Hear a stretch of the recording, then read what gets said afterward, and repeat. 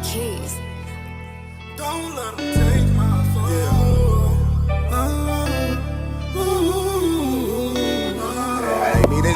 Not at all. Giannis is still relying on his athleticism and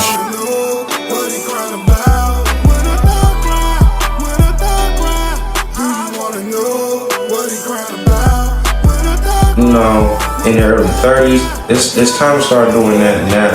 So when you are 50 or 60 and you got a couple billion in the bank, now you could live comfortably and not have to worry about it. Family gon' let it out. Grandma gone, now she living in the sky. Do you wanna know why I cry at night? Do you wanna know why I can't sleep at night? These niggas soft, gon' take them out. 2 shots, pop, pop, take them out. Had a few ones try to take me out. Now I can't trust a damn soul. Own brothers against me. Should've never ever be the same. When a thug cry, do you wanna know what he crying about? When a thug cry, when a thug cry, do you wanna know what he crying about? When a thug cry, when a thug cry, do you wanna know what he crying about? When a thug cry, when a thug cry.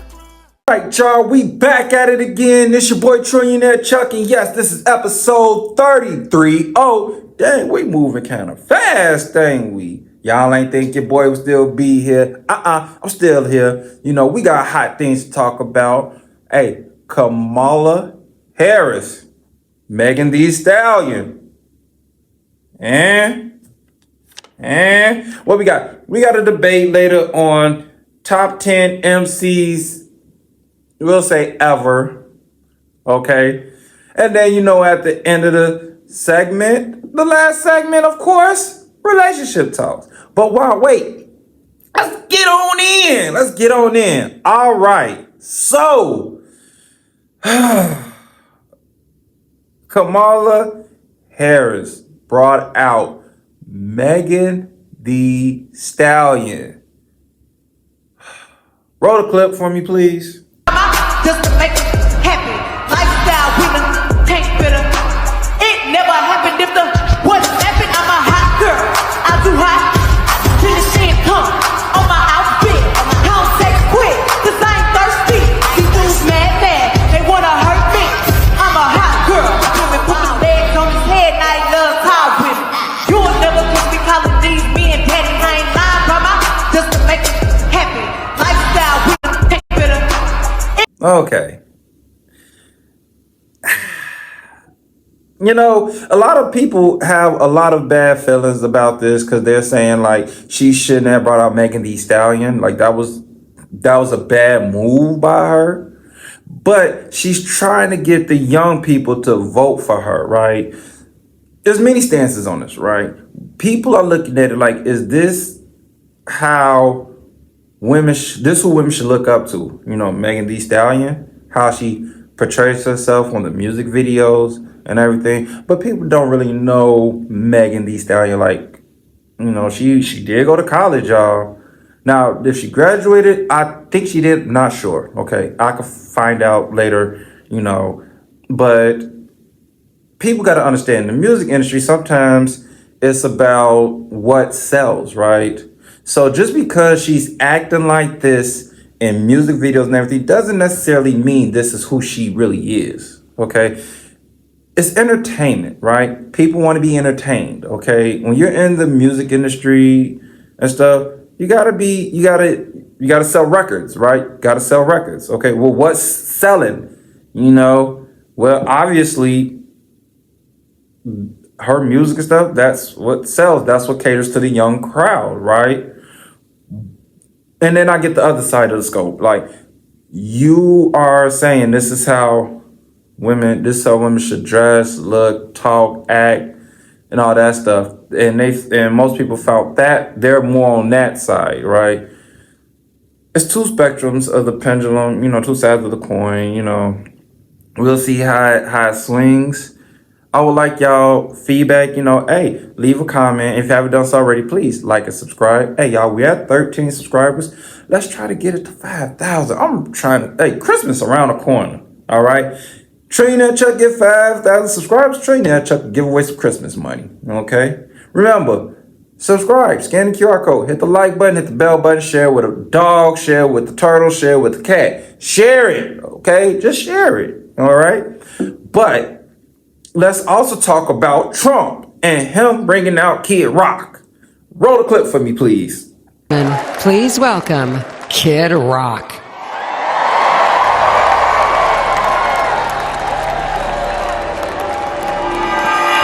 What up, America? If you're ready for President Trump to take the stage, I need everybody to stand up. I need everybody to put a fist up in the air. Everybody, get a fist up in the air. Now follow me. Say fight, fight. Say fight, fight. Say fight, fight. Say somebody scream.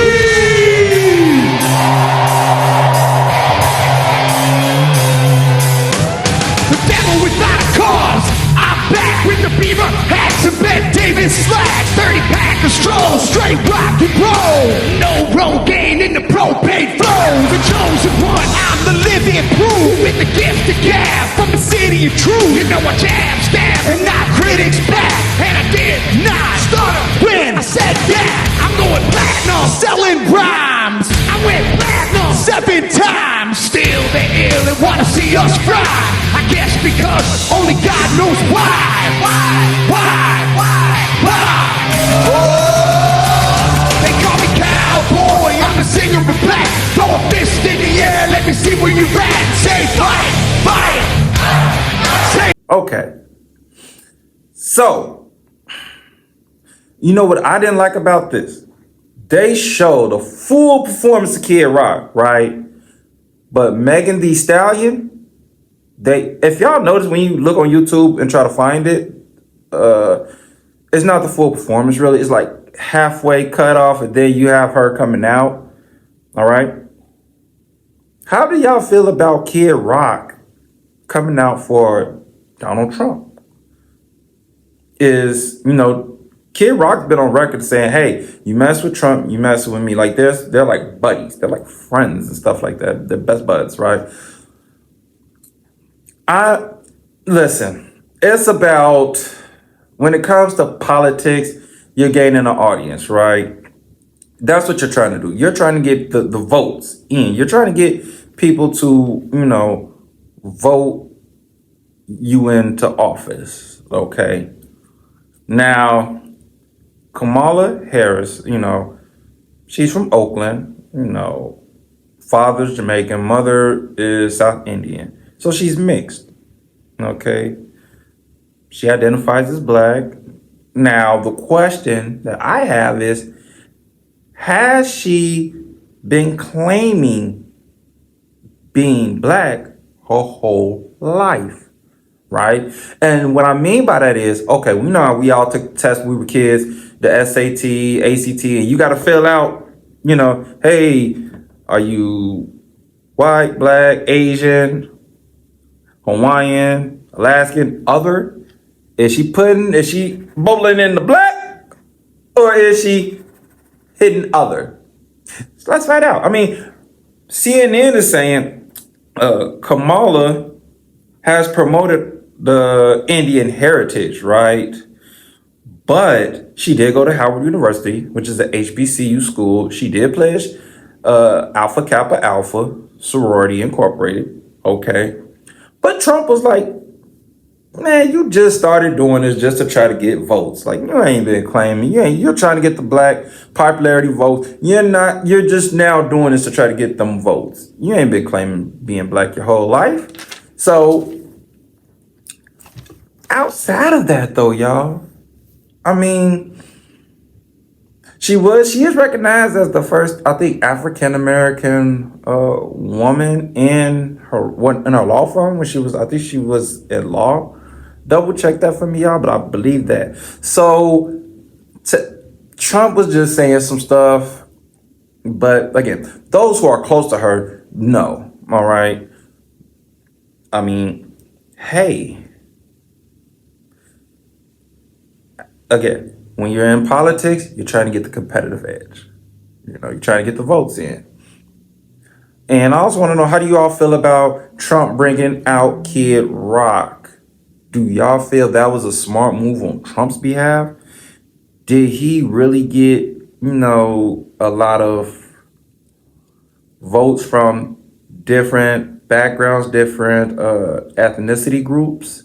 Or did he just cater to that one specific ethnic group?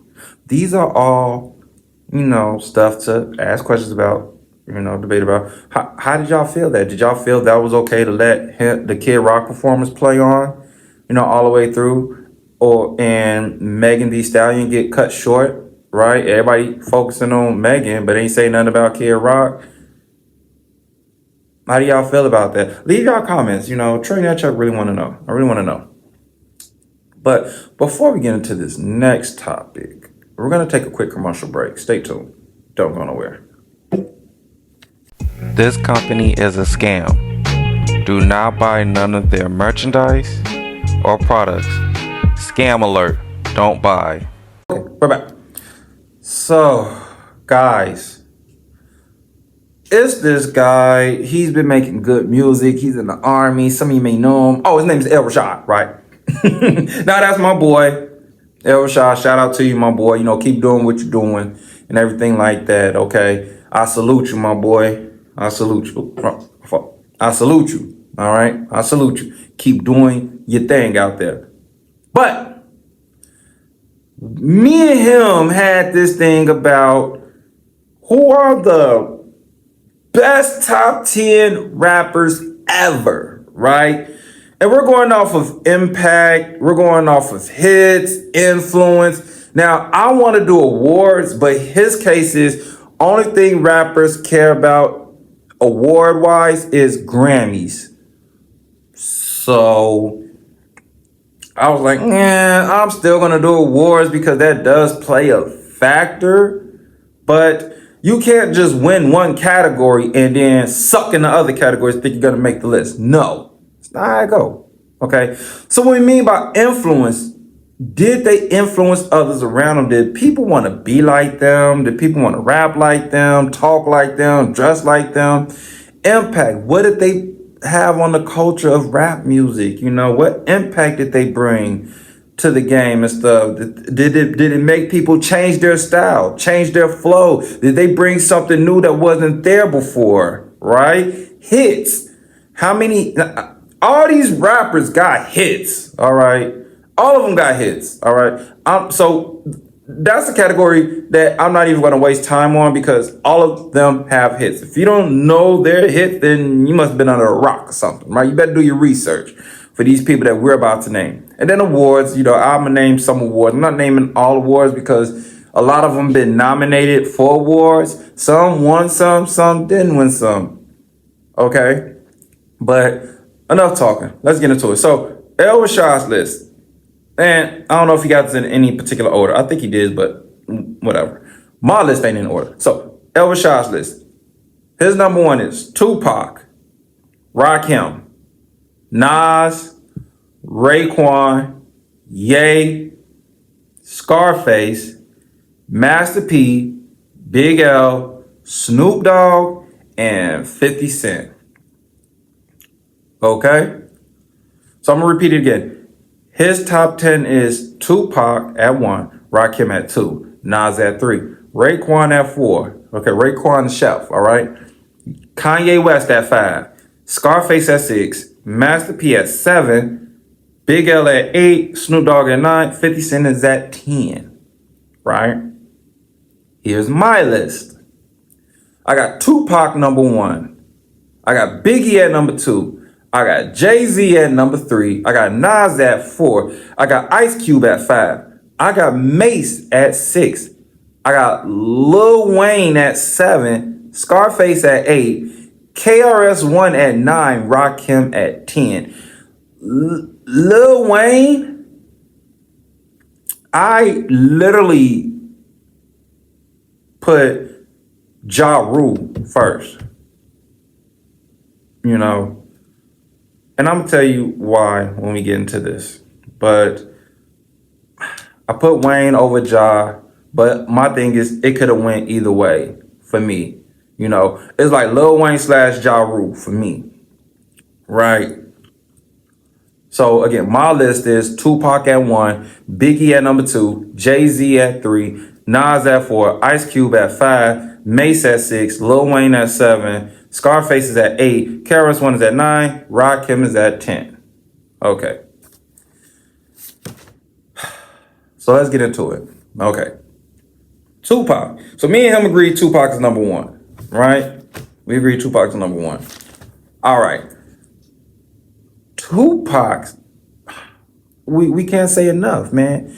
His poetry, Tupac is the most versatile rapper there will ever be. What I mean by that is he could go political, he could do gangster, poetry. I mean, he could hit in all categories, right? Tupac made other rappers want to start doing movies. Remember, Tupac was in Juice. Then after that, he was in Above the Rim, and he was in another movie. It was like a cop movie or something like that he was in.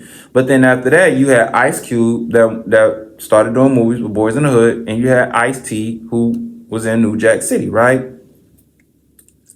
He made positive meaning to words that were degrading or like meant to bring people down. So like the word thug life, people don't even know. Thug life meant that hate you gave little infants fucks everybody. That's what thug life meant when it's broken down.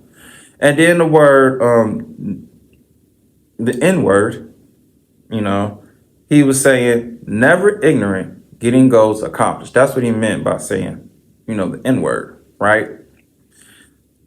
Tupac sold 75 million records worldwide. Okay. He's a diamond artist. He went diamond when he was alive with All Eyes on Me, the first ever to do a double disc album, right? Now, sold 75 million records worldwide. He had Soul Train Music Award for Best Album of the Year in 97 and Soul Train Music Award for Best Rap Album in 96. So his impact on the game was huge, right? Rappers wanted to start doing movies, you know, with Pac made Diamond, you know, as a rapper, first to come out with think of the idea to make a double disc album. His impact, his influence, his awards. Yeah. Okay. So we're going to go with Rakim next. Rakim. Now, source, and the Tupac source, that's from the Rolling Stone magazine, Rolling Stone. That's where I got half of the information from. Rakim.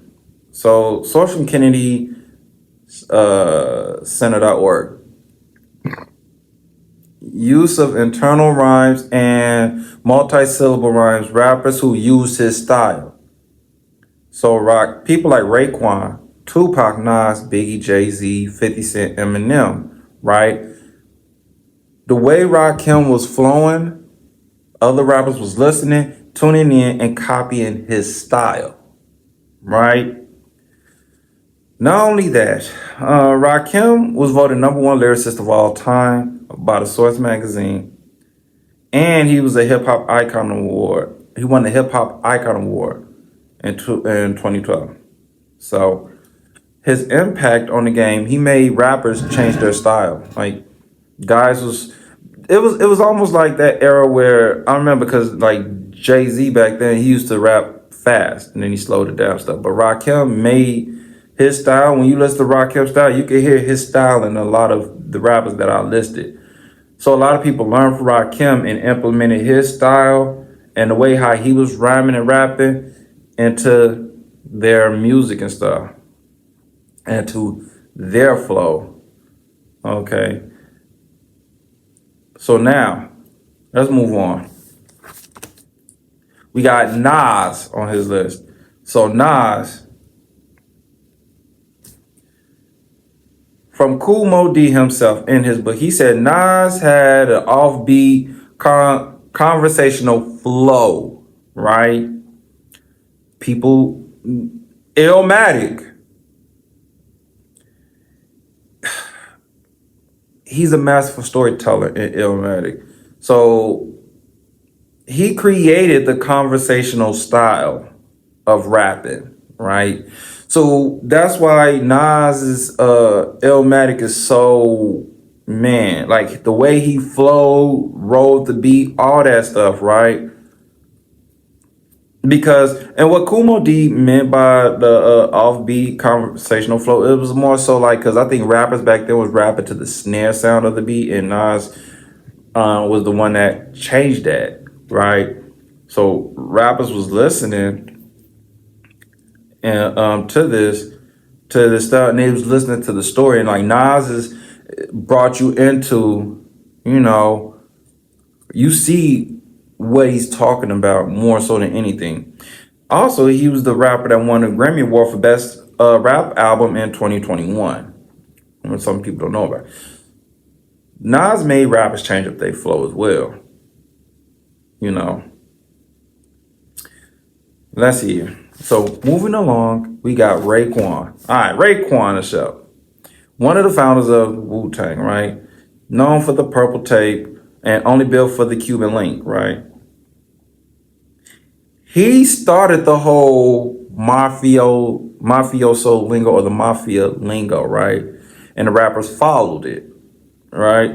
So like Nas, he started, once he heard only built for the Cuban Links and he was hanging with Raekwon, Nas started calling himself Escobar in his second album. If you notice, Biggie started calling himself Frank White, I believe, in his second album, right? And this is from the source of the Cuban Link WordPress.com. Okay. So he introduced the whole mafia lingo to the game, where you had Biggie, who was also trying to name his rap group before he passed away, The Commission. And he was going to have people who he signed to change their name to be like some mafia type of group, right? So now you wonder where Nas got Escobar from, and where Biggie got Frank White from. They all got it from Raekwon, the chef, okay? Now, moving along. He said Kanye West. All right. Mr. West, his impact. Arguably one of the best individuals that was a damn good producer and rapper. Okay, so sampling beats, he was successful at that, and he had success as a rapper. Remember Blueprint, Kanye.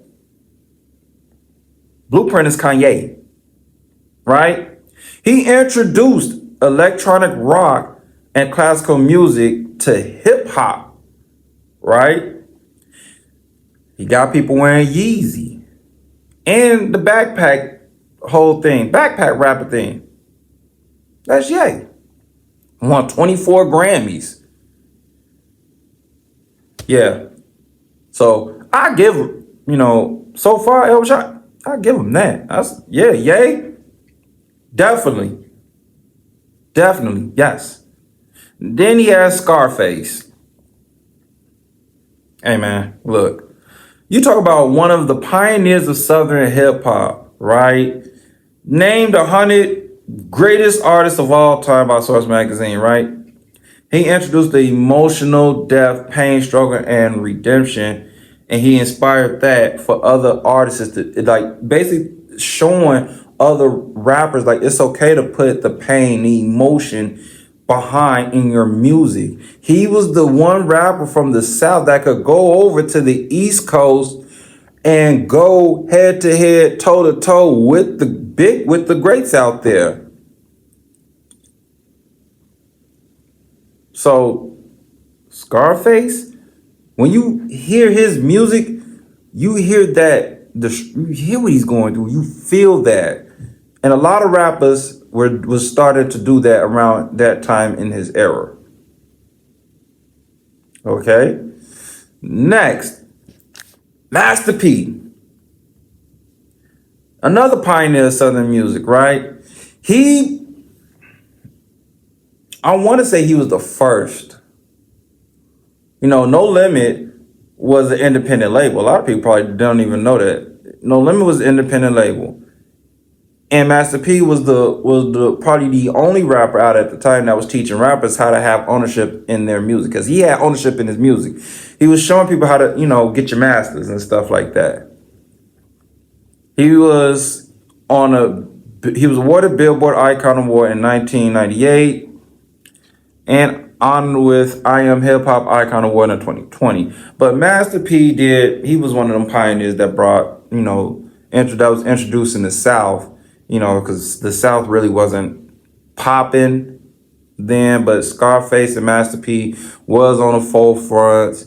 And yes, he came in with a successful independent label with No Limit, made it successful, teaching guys how to have ownership in their music, teaching them the game of rap. Like Snoop Dogg, when Snoop left Death Row, he came to No Limit, and he was showing Snoop the game and everything of that nature, right? So yes, Master P, definitely.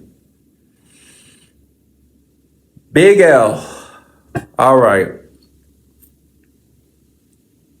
Big L, with his clever wordplay, complex rhyme scheme, rappers like Jay-Z, Nas, Cameron, Fat Joe, and Papoose heard his style, implemented it in their style, but realistically, I think Papoose is the one who kind of bit Big L's style.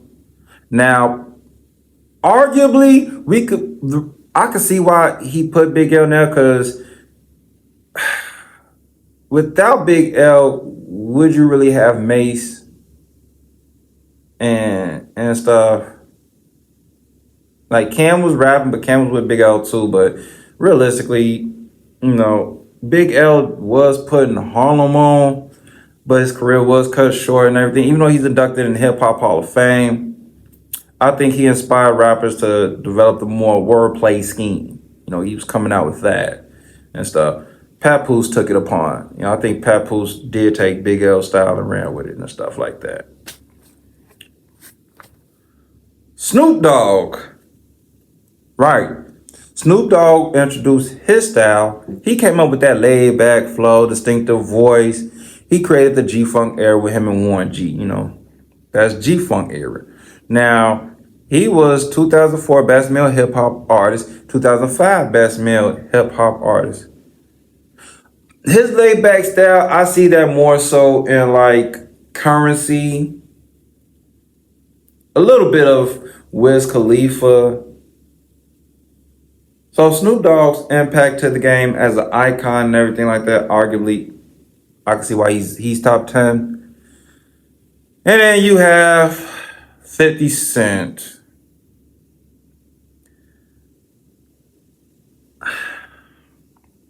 I don't even know why he put 50 Cent in this list, but whatever. The Catch Hook King. He is known for having catchy hooks, right? 50 could make a hook and you bob to it, you be in the club rocking to it and stuff like that. He was awarded 2004 Best New Artist, 2004 Best Rap Solo Performance within the Club, right? 2005 American Music Award, The Massacre Favorite Rap Hip Hop Album, right? So, I mean, of course, his business ventures and everything of that nature, but this is him and Big. I mean, yeah, this is one of them. Like, I don't think he belongs on this list. Big L is another one I think don't belong on that list because he just didn't do enough. But y'all comment whose list is better and why. So, my list. We talked about Tupac already, so y'all know he was on my list. So we're gonna talk about Biggie. His impact. He brought that smooth melody, the smooth style to it, right? His storytelling mixed in with the gritty street lyrics, right? Biggie made being fat cool. Seriously. With his fashion, with DKNY, Coogee, and stuff, he made being big cool. So, with his smooth style, with his storytelling ability, that's what put Biggie up there for me. Award, 1995 Best New Artist by the Source Awards there, 2006 BET Hip Hop Award Best Live Performer. Biggie, yeah. Next, Jay-Z. His complex lyrics, realistically, like, Jay's up there because, he was the fashion, of course. He had guys wearing Rockaway, even though it was Dame Dash's idea, but Jay made it more popular. People was wearing S. Carter shoes. He also sparked the idea for artists to have ownership in NBA teams. Because first he had ownership with the Brooklyn Nets, then Usher was like, hey, I want to have ownership with the Cleveland Cavaliers, right? But this is what makes him instrumental to me. Him and Nas. But Jay did it a lot, right? He blended rap with blues and jazz, something that ain't been done, right? When you listen to Reasonable Doubt, that's nothing but blues and jazz. He did that. Plus, his Grammy Awards, he got about 24 Grammy Awards, 2004 Favorite Rap Hip Hop Artist, 1999 Best Rap Solo Performance. Like, Jay-Z was the one who was, like, performing live bands. So, like, when he did a show and stuff, I think when he did that Presidents, it was with the orchestra. Like rappers weren't doing that. So, Jay-Z. Ice Cube. Right? His impact, pioneer gangster rap. He brought that to the forefront, along with Dr. Dre, Eazy-E, and all them, right? One of the founders of NWA. Awards, 1991 Favorite Rap Hip Hop Artist, American Music Award, Hollywood Walk of Fame, inducted in 2017. Like, without Cube, there is no gangster rap. In fact, KRS-One said it. KRS-One, he was like, man, NWA messed up the rap game. They the ones that brought the gangster music here. Now look at all these people talking about violence and gangster this, gangster that. So, Ice Cube. Mace. Mason Betha. His impact with his distinctive voice, playful, smooth style, created I can't even pronounce the word, bravado, I want to say bravado style balance, right? If it wasn't for Mace, you don't have Jim Jones. You don't have Cam. You really don't have Dipset, right? Because Mace brought Cam to Biggie. And Biggie was going to sign Cam, but then Biggie died. Mace taught Jim Jones how to rap. Right?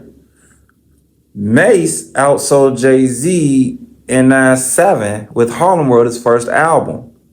Right? He sold 5 million copies.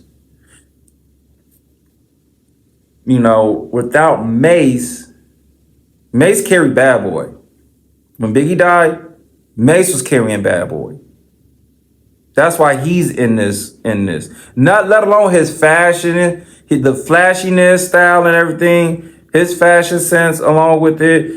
He also won Soul Train Music Award, 1998, Best Rap Album, Harlem World, Best Rap Single, Feel So Good. Like, for you not to include Mace in the top 10 is like, he put Harlem on. People want to say it's big out. No, Mace put it out there. Hey, Harlem World. So without Mace, there's no Dipset. There's no Cam. There's no Jim Jones. Mace. All right. Lil Wayne. Another artist. Okay, so remember, Scarface and Master P, they were pioneers of the South, bringing the South up. But Lil Wayne made it popular, right? With his distinctive voice, arguably the metaphor king. I got him number 2 under Method Man, right? He carried Cash Money when Juvie and all them left. In fact, Birdman said it himself. He said he owes everything to Lil Wayne, right? That's why he's up there. Not to mention, he won 2009 Best Hip Hop Album, Carter 3. MTV Video Music Award 2008 Best Hip Hop Video with Lollipop, right? Now, why did I put Ja Rule there too? Everything Ja Rule did went platinum. Ja Rule, singing rapper dude. Without Ja, there is no Drake. Rapper singer, Ja Rule, rapper singer. One could say LL started it, but really it was Ja after Rule 336. No, Rule 336 was the start of it, but then his third album. What was his third album? I can't remember. The VDVT Rule 336. I think it was Pain is Love. I could be wrong, but that's when you start seeing the rapper singer. He started doing that lane. He carried Def Jam when everybody left. Like DMX was out the door. He wanted to do his own thing. They didn't really mess with Jay-Z. Remember, Def Jam was like, they thought Jay-Z didn't have no talent. So Ja was the only one on that label, like keeping them lights on. And Irv Gotti alluded to that in the podcast. He was like, he was the only one that kept the lights on at Def Jam. Without Ja Rule, there's no 50 Cent. 50 Cent could not get on, right? He was dissing rappers left and right trying to get on. Jay-Z dissed him with the 2 quarters. I'm about $1. What is 50 cents? Then when he started beefing with Ja Rule, that's what got him on. And then 50 Cent took Ja Rule's style, right? Rapper, singer. 50 started doing that. So that's why it was like, it's Lil Wayne, but then I'm also going to put Ja like right next to it. Okay. Last but not least, KRS-One, conscious rap. He brought conscious rap to the game. He was the pioneer of it, right? No one's going to mess with the philosopher. Bar for bar, no one's messing with the philosopher. And look, 2000. He won MTV Hip Hop Award, 2000 Best Lyricist of the Year. Source Awards in 1995. Like the bridge battles with him and MC Shan and them. Big Daddy Kane and them. Don't no rapper want smoke with KRS-One, right? Everybody listened, learned. That's the teacher. That's the philosopher.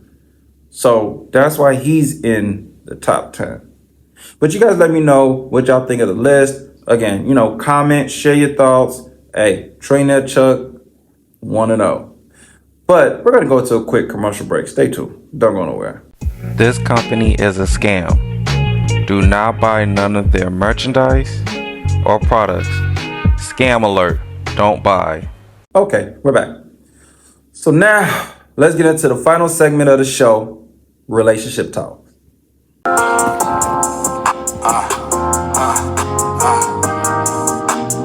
Okay, so roll that clip for me, please.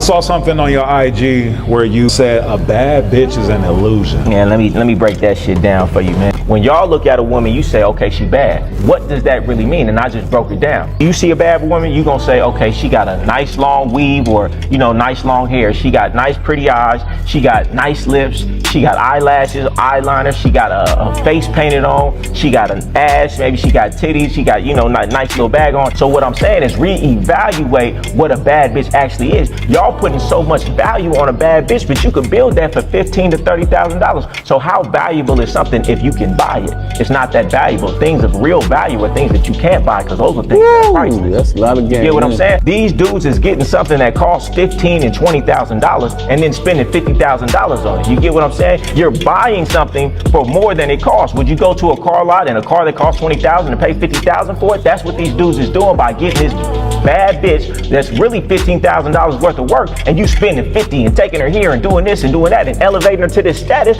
Man, I could go get any woman to turn her into a bad bitch, and I've done it before. Yeah. So what I'm saying is stop putting so much emphasis on a bad bitch. Put emphasis on something that's valuable. Character, integrity, her being a solid individual, her having a pleasing personality. That is elementary thinking. You haven't elevated your mindset when you're still so focused on looks. That's elementary to me. I'm way past that, and I'm just trying to teach men to think like this. I've been having a lot of questions for these ladies, man. Been having a lot. Ladies, how is a bad bitch described? Lupe Fiasco alluded to it on his second album. You know, bad bitch, bad bitches, bad bitches. You know, one thing about it is like, you know, bad bitches, women be thinking like, you know, I'm a bad bitch, you know, I look good. But then some people look at her and she a bad bitch, but she looks at it like it's disrespectful for a dude to call her a bad bitch or a bitch, period. Scratch that, a straight dude to call her a bad bitch and stuff like that. So it's like a bad bitch. Y'all say, you know, what constitutes a bad bitch? You know what I'm saying? What do y'all think? What is it, ladies? Is it how you look, you dress? That's why y'all call each other bad bitches. But then if a straight dude call y'all a bad bitch, y'all find it offensive, right? You can't say that it's different. Y'all look at it as a form of this is because of how I look, how I am. But then when a dude calls you a bad bitch, y'all look at it as disrespectfully. But we looking at it like some people could look at it like a bad bitch, like she's just a bad person and stuff like that. So I'm really be lost. Like y'all, like some ladies really be just there in this bad bitch state of mind. Like, yeah, you know, yeah, I'm a bad bitch, girl. You know, I'm a bad bitch. You know, and dudes be like, yeah, I'm looking for all the bad bitches in the club, raise your hand. And we're saying it disrespectfully because of the fact, like, it's because we're saying bad bitch. We not the bad females, you know, bad bitch. And y'all look at that like, well, you know, I just look good. That's what, you know, I look good, so that's why I'm a bad bitch. But realistically, some, you know, we look at it like that's kind of disrespectful. You know, nah, the person is really disrespecting you. But it's two different worlds, and that's the thing. It's two different worlds. You know, one thinks it's them looking good and being cute. One is like, man, you doing some bullshit, which makes you a bad bitch because you doing some bullshit. You out here being loose. But your thoughts on that, ladies? I do want to know. Why do y'all allow people to call y'all bad bitches? Now, roll that second clip for me, please. What's wrong with a man being insecure about his woman having slept with a whole bunch of men? Now that's what I really want to know the answer to, because I get tired of women saying he's insecure. Okay, let's say you're right. So what? Now what? Yes, I'm insecure. I don't like the fact that you slept with a whole bunch of men. I don't like the fact that you were a sperm depository, a cum dumpster. I don't like that. So let's say that. Now that I've admitted that I'm insecure and that it bothers me because I'm worried about your fidelity, your loyalty to me. I'm worried about if you're going to fall back into your ways, your habits, that when you were sleeping around with these men, that is going to reveal itself in our relationship. I'm worried about if you're going to cheat. I'm worried about all of these things. I'd be concerned about the long-term benefits of dealing with promiscuous women. I'd be concerned about your oxytocin receptors densified to the point where you can't effectively pair bond, poor sexual discipline. You didn't receive orgasms from the guys that you dealt with, which means you constantly chase validation because You want an orgasm, so you constantly have sex with more guys trying to chase an orgasm. All of those things are correlated to women having higher body counts, not to mention the scientifically rooted perspective of we are repulsed by women with higher body counts because of a phenomenon known as paternity uncertainty, which means a promiscuous woman is more likely to cuck you, to have a baby by another man, and you don't know about it. Okay. So, should men be insecure about a woman's past? Fuck no. Hell no. Why?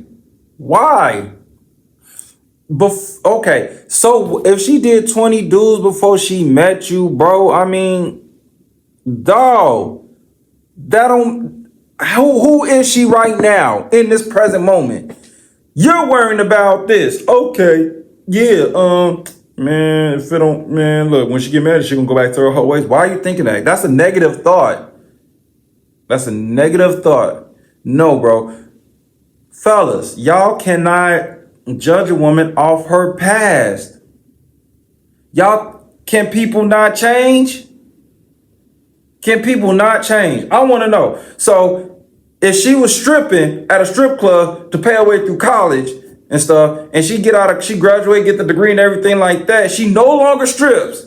But you see her and you like, dang, man, she got everything going for her. She's supportive. She pours into me, but I don't want to mess with her because she used to be a stripper. What? Does she do that now? No.